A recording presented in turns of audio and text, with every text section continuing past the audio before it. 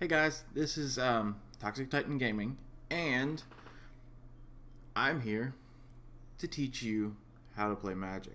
Now, the reason why I'm doing this video first is because I'm going to be uploading Magic at some point on the channel, on streams, just because I love playing it.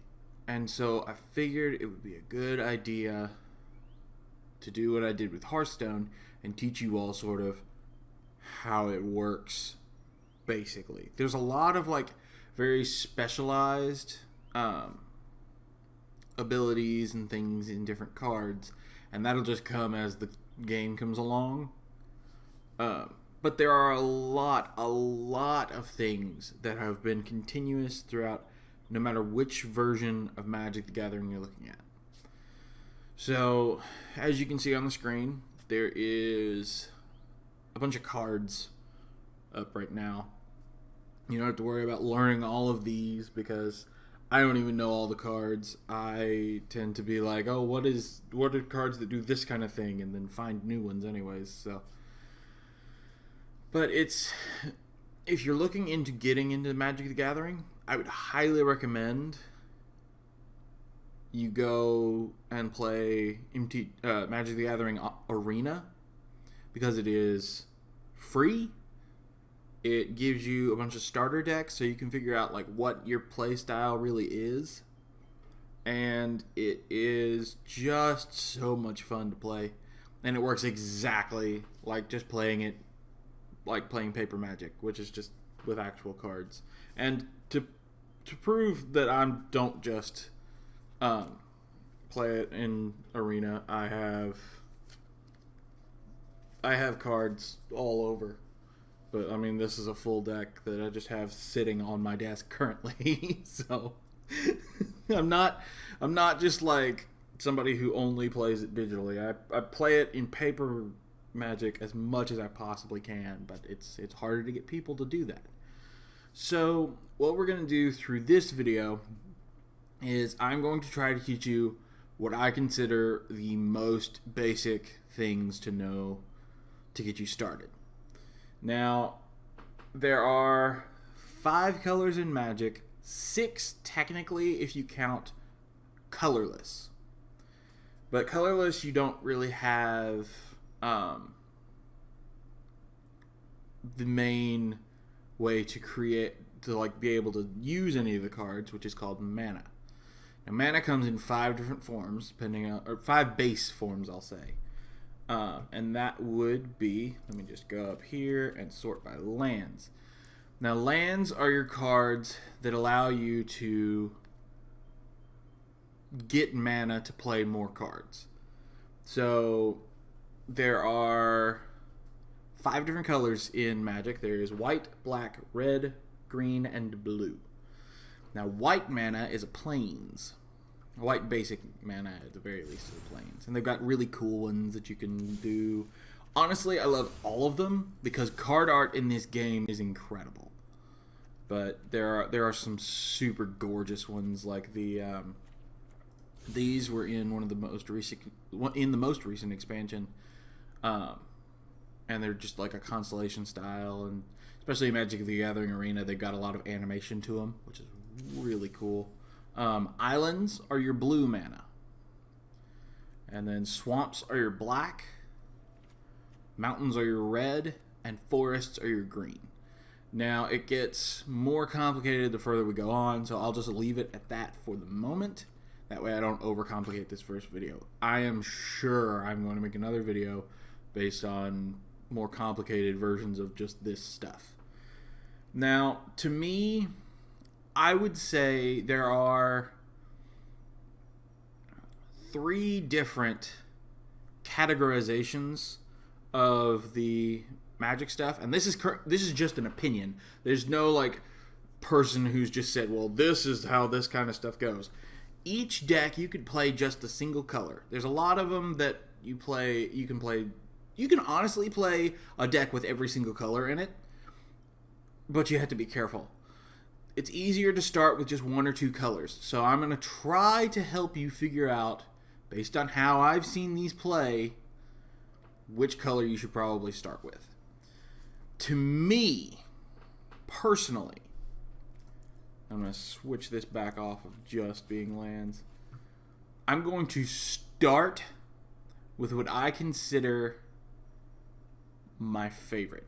And this would be, like I said, there are basically three kinds of types, I will say.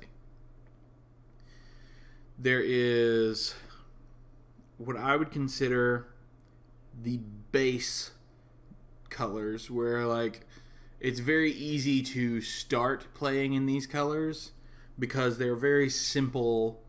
They're very simple to learn, whereas some of the other ones require more work. There are support ones where they a lot of times the way I end up using them is in ways that kind of build on other colors. And then there's blue. And I'll explain when we get there why I say blue is on its own, because it is its own beast entirely. So my favorite color to play is green. Now here is what green does. And don't worry about the thing. It's got a little green down here, so that's why it's still showing up.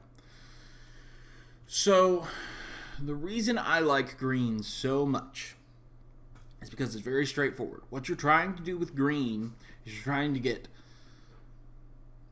large things out quickly so that you can win.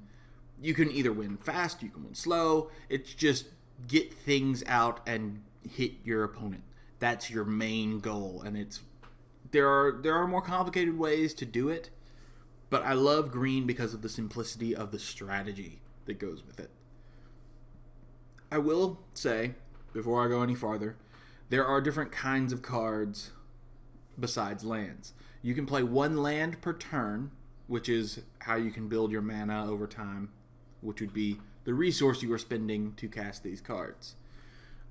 You also have creatures that are all your monsters. Like, I'll put it this way: if you have any background in like Yu-Gi-Oh or something like that, these are your monsters. But you can have however many you can actually fit on your mat, or further. There's no limit as to, like, there's really no set board presence. You kind of just can build your own. Like, I know a lot of people will have, like, they'll have cards off to one side, and some people have it completely backwards from the other, and it's a very customizable, like, format. So long as you know where things are, that's what's important. So there are creatures, there are sorceries, which I'm going to see if I can find one real quick. There it is. Sorcery. So a sorcery is a card that you can play on your turn that does some sort of effect, like this one, for instance. I'll get into that kind of stuff later. But it you can only play it on your turn, typically. Then there are instants. And instants you can play at any time. And so they you can do a lot of, like, oh, I'm about to attack. We'll say, if you were about to, let me get a slightly larger man. If you had this coming at you, that is a 3 power and 3 toughness. So if you've watched any of my Hearthstone stuff, you will probably understand the power and toughness thing. It's the same as like the attack and the health type thing. So if you have a 3/3 and you're trying to attack it with, we'll say, a Highland, or you're trying to block it with a Highland game, and I'll explain blocking and attacking a little bit later. You wouldn't be able to beat that, but if you played this, for instance, where it gives it extra stuff, you might be able to survive. And so you can do that, like, after you've blocked, and just be like, haha, now I'm not gonna die, and that kind of stuff. So Instants are kind of your quick reactions to whatever else is happening. You can play them at any time, and sometimes you really want to play them at any time, but a lot of them have this like until end of turn condition, which means that they're not permanent. A lot of instants are just something happens real quick and then goes away. Sorceries tend to have more permanent effects, and even more permanent than that is enchantment. Enchantment stays on the battlefield until it's destroyed. And sometimes enchantments can go on creatures, like if it's an aura, that means that it can enchant something else. Like this one says enchant creature you control, which would be like the Greenwood Sentinel that we were looking at earlier. So yeah, a lot of what green does is it builds mana quickly, and it builds up to large things. One of the things that you will find a lot of in green are cards like this, which will let you add a mana. And typically, there are a few different versions of this. This one will add a mana of any color, so it goes good in a lot of different kinds of decks. There are some that just add green, like the Druid of the Cowl. That is a very, very basic, but still a very good card. Those types of cards will let you do something that we call ramping, which is, if you watch my Hearthstone videos, you know that I've built druids and things that will ramp up to the big stuff really quickly. So basically what these kinds of cards let you do is it lets you get, like, for instance, this cost up here, which will be very important to know. The colored thing with the tree in it, that means that you have to have one green mana, and this one that's off to the side means that you have to have one mana of something else. It can also be green, but it can be red, blue, black, white, or even colorless, because there are some colorless mana sources, but they typically take mana to create, and so there's it's a lot more common to just have one of the 5 colors. But what this lets you do is, for instance, if you were trying to, let's say you were trying to get out the Nexus Wardens, and see, it takes 1 green and 2 of any other color. Well, if you on turn 2 played a Druid of the Cowl because you had a green, and we'll just say you're running a only green deck, which is mono green. So on turn 2 you were able to play a Druid of the Cowl. That would mean that you would have 3 mana to pull from, because you could tap both the mana that you used to summon this and then also this.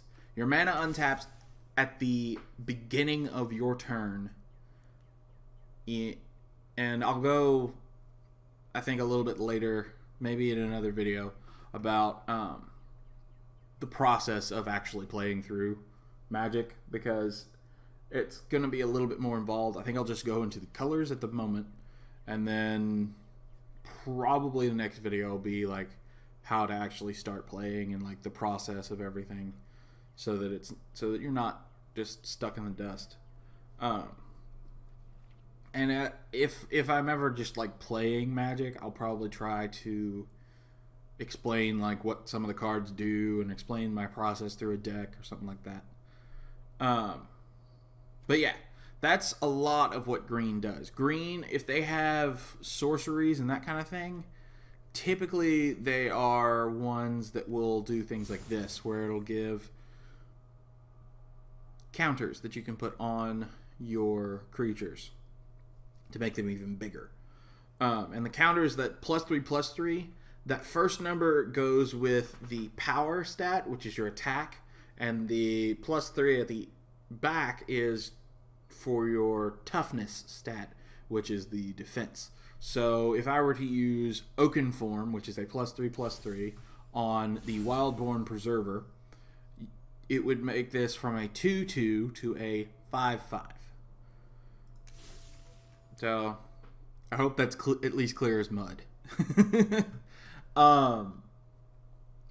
So I know that this has gone a long time on me just talking about green, but now we've got a lot of the basics covered. I can kind of dive a little quicker into the other ones. Another quick, easy color to get into, for me at least, is red. Red is all about doing a lot of things quickly. It's either about getting out really cheap creatures and attacking almost instantly. There's a lot of red creatures that can attack the turn that they're summoned, because typically creatures have to wait a turn before they can attack or use their abilities. Or they are cards that just do instant damage and then you don't have to do really anything else with it. So it's one that is a lot more aggressive, but it's a really, really fun color to use. It would be the other one that I would consider the base color. Like I say, none of this is official or anything. You can play whichever color you want. I'm just going off of what I kind of started with. I went sort of like green and red, and the other color that I use the most often is white. White is the first of the two that I would consider support colors, which is mostly because I typically don't make just a white deck, although you absolutely can. There are lots of ways you can make white decks. White cards typically have lots of things like being able to heal yourself, lots of ways to get around some of the other stuff, like I'll do a whole video about like some of the basic abilities that you can have, but like the flying ability means that it can't be blocked by certain creatures, or it can only be blocked by certain creatures. And so there's lots of that kind of stuff where it's like avoiding your opponent to get at their like weak points and everything. And so a lot of this is building up your creatures and just making sure that they actually can like get the hits that you need them to get, and try and keep you alive. Like I say, there's lots of healing either for your creatures or for yourself. Black, on the other hand, which is what I would consider the other support class, is all about making things dead. Now, there is a little bit of like the healing type stuff in this color too, but a very, very basic card for black, I'm going to see if I can find it real quick, is murder. Or, as I typically will call it, murder. There's a reason behind that. I'm not entirely sure where it got started, but murder. But yeah, destroy just basically means get rid of it. It's gone from the field.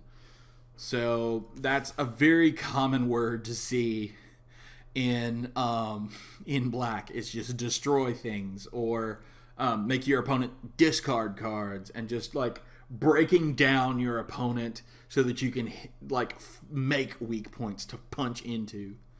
And there are some other things, like exile basically means like take it from the field and just take it out of play entirely. Like it's not going in the graveyard. It's just gone unless they have some way to like return cards from exile, which is sometimes a thing, but it's typically just gone from your from the game for the rest of the game.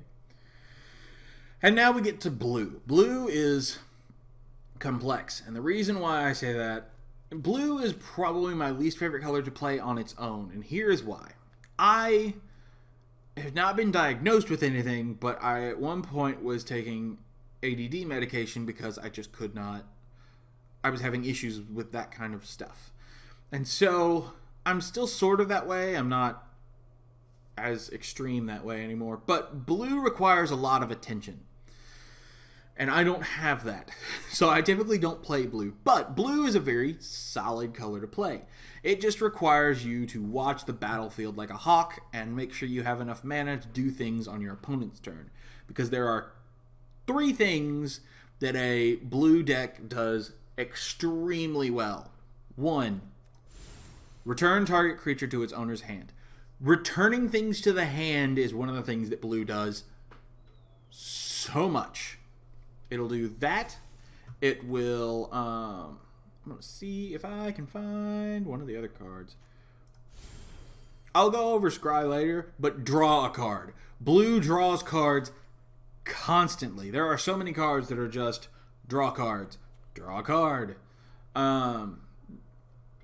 And the last one I'm going to see, counter. So that's basically your nope card. And it's this is where you have to like manage your mana a little bit. It's the reason why I typically don't play blue a whole lot. Because you have to keep track of, okay, they've got this card, they may play this card, so I need to have these cards ready, and I have to have this amount of mana ready so that I can actually play this card and so that they can't do this thing. Blue is a lot about getting cards that you need when you need them, and getting rid of cards that that your opponent is trying to use. Either they've already used it and so you're trying to send it back, or you're trying to just cancel a card so that they don't have a chance to use it. So there's lots of play styles. I know that my older brother, blue is his color to play. But he plays that sort of way in basically everything that he does, where he's a little bit tricksy and a little bit like, in a sense, he likes to control the board a whole lot. Whereas my younger brother typically plays black. He likes to get rid of things, and he likes to do what I like to call graveyard play, which is where he likes to fiddle with graveyards and everything, which is what black does quite a bit. Like I say, my favorite is green. I like getting big things out quick, that punch things in the face. Like, just look at this. It's beautiful. It's absolutely beautiful. And so, I think that covers all the color stuff. Like I say, next video, I'll probably get into a lot more complicated topics. I may talk about some of the, like how to play stuff, like the process of playing, like the order of events in it, I guess. I may talk about some of the common abilities. Like there's a bunch of them that have Death Touch, which I can get into. There's Flying, there's Reach, there's Defender, there's...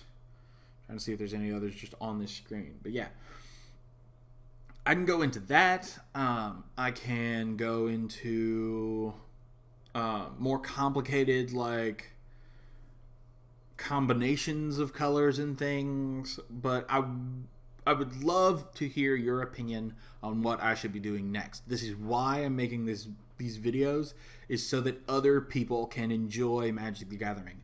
I love this game, and I had not started playing it until probably at most 8 years ago. When I started playing it a lot was probably closer to 5 years, maybe. It may have been even sooner than that. Once you get into it, it's a little bit easier to digest. I'm not even super into it like some people. I'm not saying that they have a problem or anything.